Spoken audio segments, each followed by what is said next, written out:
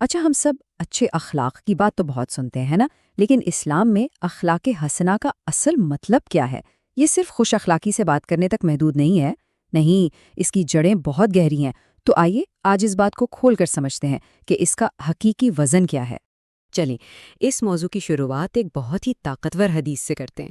فرمایا گیا، قیامت کے دن مومن کے ترازو میں حسن اخلاق سے زیادہ وزنی کوئی چیز نہیں ہوگی۔ ذرا اس پر غور تو کریں، جتنے بھی اعمال ہوں گے ان سب میں سب سے بھاری چیز اچھا کردار ہوگا۔ بس یہی ایک جملہ ہمیں بتا دیتا ہے کہ یہ معاملہ کتنا اہم ہے۔ ٹھیک ہے، تو آج ہم اس موضوع کو 4 حصوں میں سمجھیں گے۔ سب سے پہلے ہم کردار کے اصل وزن پر بات کریں گے، پھر ہم دیکھیں گے کہ اس کا بہترین نمونہ یعنی نبوی معیار کیا ہے، اس کے بعد ہم ایمان اور کردار کے گہرے تعلق کو کھوجیں گے، اور آخر میں دیکھیں گے کہ ایک سچے مومن کی اصل پہچان کیا ہوتی ہے۔ تو آئیے اپنے پہلے حصے کا آغاز کرتے ہیں، اخلاق کا وزن۔ آخر اس کا مطلب کیا ہے؟ دیکھیں، اخلاق حسنہ ایک بہت وسیع لفظ ہے۔ یہ صرف ظاہری طور پر اچھا بننا نہیں ہے، اس کا مطلب ہے ایک بہترین کردار، خوبصورت اخلاقیات اور اپنے ہر کام کو کمال تک پہنچانا۔ سچ پوچھیں تو یہ ایک مکمل طرز زندگی کا نام ہے۔ تو سوال یہ ہے کہ اچھے کردار کا سب سے بہترین، سب سے اعلیٰ عملی نمونہ کون ہے؟ ہمارا اگلا حصہ اسی معیار پر بات کرے گا، جسے ہم نبوی معیار حسن کہتے ہیں۔ خود نبی اکرم صلی اللہ علیہ وآلہ وسلم نے اپنی بعثت کا مقصد ان الفاظ میں بیان فرمایا، مجھے تو بھیجا ہی اچھے اخلاق کی تکمیل کے لیے کیا گیا ہے۔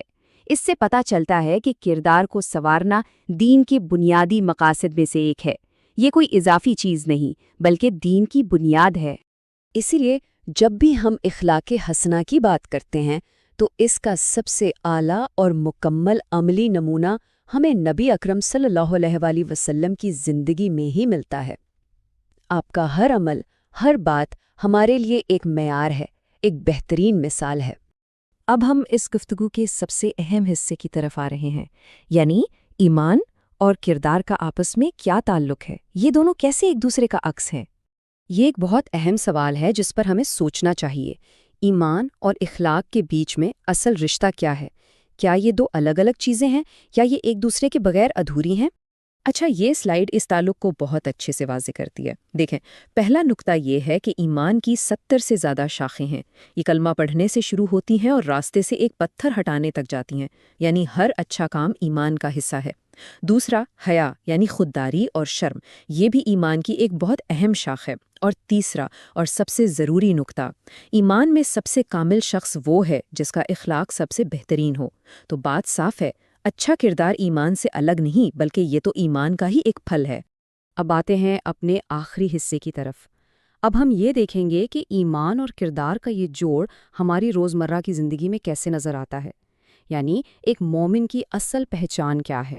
یہاں ایک بہت ہی گہرا فرق بتایا گیا ہے۔ ایک مسلمان وہ ہے جس کی زبان اور ہاتھ سے دوسرے مسلمان محفوظ ہوں، لیکن ایک مومن کا معیار دیکھیں، وہ کتنا بلند ہے۔ مومن وہ ہے جس سے پوری انسانیت کی جان اور مال محفوظ ہوں۔ اس سے پتہ چلتا ہے کہ اچھے اخلاق کا دائرہ کتنا وسیع ہے۔ تو عملی زندگی میں ایک سچا مومن کیسا ہوتا ہے؟ اس کی کچھ نشانیاں یہ ہیں۔ وہ اپنے پڑوسی کو بھوکا نہیں سونے دیتا۔